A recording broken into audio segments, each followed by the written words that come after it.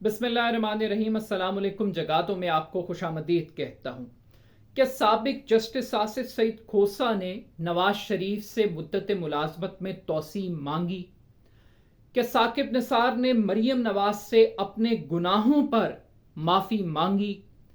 क्या जनरल फैज़ हमीद का एहतसाब होगा? और अगर इमरान खान साहब ना अहल हो गए तो फिर क्या होगा?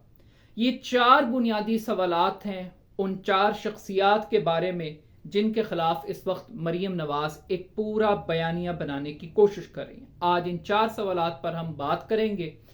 गुज़श्ता रोज मरीम नवाज ने डॉन न्यूज को एक इंटरव्यू दिया। इस इंटरव्यू में मरीम नवाज ने इंकशाफ किया कि जस्टिस आसिफ सईद खोसा ने नवाज शरीफ साहब से मुद्दत मुलाजमत में तोसी का मुतालबा किया और एक डेलीगेशन बाकायदा तौर पे मियाँ साहब को मनाने के लिए कोट लखपत जेल गया और इनकलाबी लीडर ने इनकार कर दिया और ये कहा कि आप क्या बात कर रहे हैं।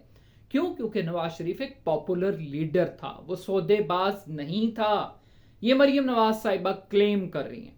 अब सबसे पहली बात तो ये है कि क्या ये ऑफर आसिफ सईद खोसा को दी गई या जस्टिस आसिफ सईद खोसा ने शरीफ खानदान से डिमांड की?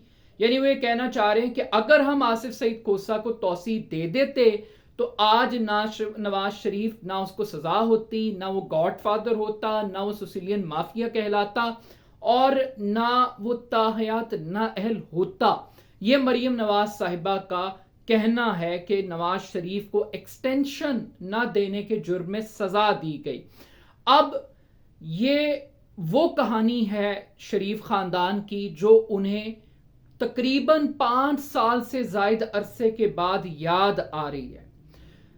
पिछले पूरे 5 साल के अंदर इन तमाम जजेस का मीडिया ट्रायल किया गया, बड़े बड़े जलसे किए, नवाज शरीफ ने किए। 5 जज एक जुम्बिश कलम से आपके इलेक्टेड प्राइम मिनिस्टर को चलता कर देते हैं। ये नवाज शरीफ साहब कौम को कहानियां सुनाते रहे, मगर नवाज शरीफ साहब ने कभी ये दावा नहीं किया कि किसी ने उनसे एक्सटेंशन मांगी थी और वो आसिफ सईद खोसा साहब थे। दूसरी बात यह है कि आखिर 5 साल तक इस बात को सिग़े रास के अंदर क्यों रखा गया और ये कौन सा लीडर है जो एक्सटेंशन देने से आसिफ सईद खोसा को इनकार कर रहा है?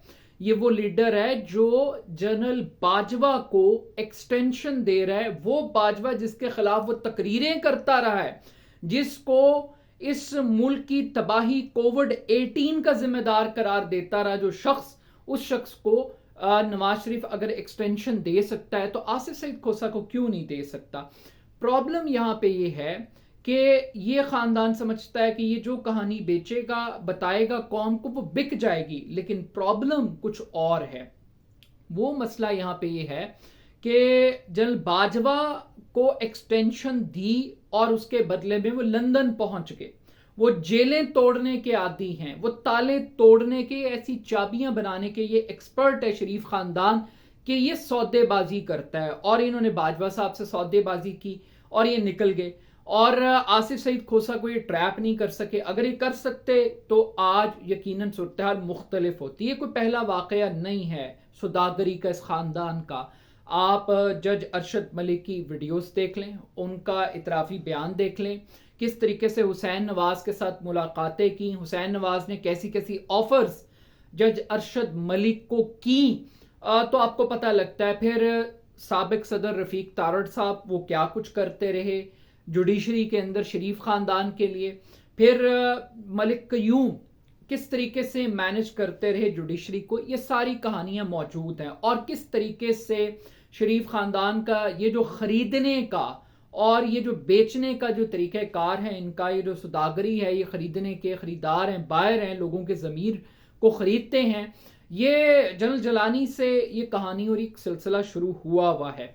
बट इससे भी आगे बढ़ के वो एक और बात भी कह रही हैं। वो ये कह रही हैं कि आज उमरता बंदयाल साहब को शुक्रगुजार होना चाहिए मरीम नवाज का, शरीफ खानदान का, क्योंकि अगर वो आसिफ सईद खोसा को एक्सटेंशन दे देते तो फिर आज उमरता बंदयाल साहब चीफ जस्टिस ना होते। यानी कि ये एक और एहसान जता रहे हैं। वो ये नहीं कह रहे कि आइन और कानून के मुताबिक उमरता बंदयाल وہ چیف جسٹس بنے، وہ بنیادی طور پہ شریف خاندان کی اس مہربانی کی وجہ سے آج چیف جسٹس ہیں، جس کی وجہ سے آصف سعید کھوسہ کو مبینہ طور پہ ایکسٹینشن نہیں ملی۔ اب یہ آصف سعید کھوسہ صاحب کون ہے؟ جب نواز شریف صاحب پلیٹلیٹس کا ڈرامہ کر کے برطانیہ بھاگے اور عمران خان صاحب نے ایک بڑی دھواں دھار قسم کی قوم سے تقریر کی اور چیف جسٹس سے اپیل کی کہ طاقتوروں کو انصاف کے کٹہرے میں لائیں، تو پھر اس کے بعد چیف جسٹس نے آصف سعید کھوسہ نے ایک تاریخی جملہ بولا تھا کہ یہ طاقتوروں کا تانا ہمیں نہ دیں، یہ آپ لوگوں نے بھیجا ہے اس شخص کو، یہ عدلیہ نے نہیں بھیجا۔ تو یہ ایک بنیادی طور پر یہ وہ شخصیت ہیں جو عمران خان صاحب کو بھی بڑا ٹف ٹائم دیتے رہے۔ اب اس سے ذرا تھوڑا سا آگے بڑھتے ہیں۔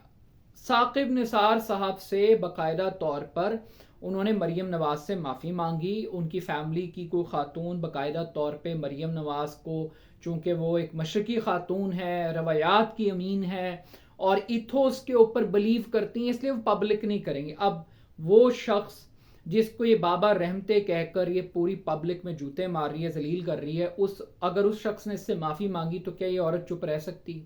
یہ مطلب ایک اپنے پاس سے خیالی بات لے کر آ جانا، اور اگر آپ پھر چپ کر جاتے ہیں کہ وہ کیا بات ہوئی اور کس بات پہ معافی مانگی اور کیا ہوا جو کہ آپ کے کلیم ہے، تو کیا آپ کی خاموشی ہم یہ سمجھیں کہ آپ نے باقاعدہ طور پر ثاقب نثار کو معاف کر دیا تھا، اور اب چونکہ سیاست کا ٹائم ہے تو آپ یہ کھیل کھیل رہے ہیں؟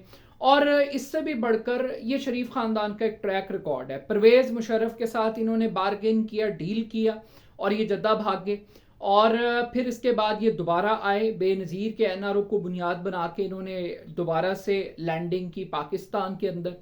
یہ آج فیض حمید صاحب کا احتساب چاہتے ہیں، یہ فیض حمید کا آمدن سے زائد اثاثوں پر بات کر رہے ہیں اور یہ کہہ رہے ہیں کہ اعتراف جرم قبول کر لیا ہے۔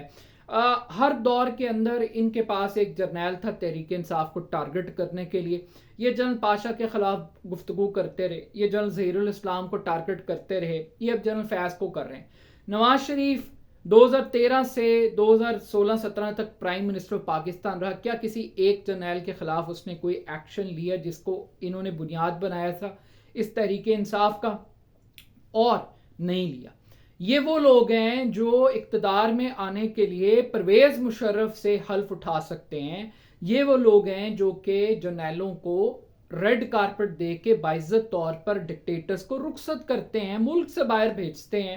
یہ وہ لوگ ہیں جو سیاست کرنے کے لیے اگر یہ آ جائیں تو ان سے بڑا مظلوم کوئی نہیں ہے، یہ وکٹم کارڈ کھیلنا شروع کر دیتے ہیں، لیکن جب یہ پاور میں آتے ہیں پھر یہ پریکٹیکل پالیٹکس کرتے ہیں، چاہے ان کو فوج کو ساتھ ملانا پڑے، کسی اور کو ملانا پڑے۔ لیکن اس سے بھی آگے بڑھ کر ایک جو چیز زیادہ امپورٹنٹ ہے وہ ہے عمران خان صاحب۔ کبھی وہ نشئی ہیں، ابھی ان کا بلڈ ٹیسٹ کروانے کے مطالبے ہو رہے ہیں، اللہ جانے کل کو وہ ڈی این اے ٹیسٹ بھی کروانے کی طرف بھی یہ لوگ جا سکتے ہیں۔ ان کی سیاست یہی ہے، ان کی سیاست ایشوز کی پالیٹکس نہیں ہے۔ لیکن ایک لمحے کے لیے سوچ لیجئے کہ پہلے انصاف ہوگا پھر انتخاب ہوگا۔ اب انصاف ہو گیا، لمحے کے لیے فرض کر لیجئے عمران خان ڈسکوالیفائی ہو گیا، تو اس ڈسکوالیفیکیشن سے پاکستان کو کیا ملا؟ ایک عام آدمی کو، عوام کو کیا ملا؟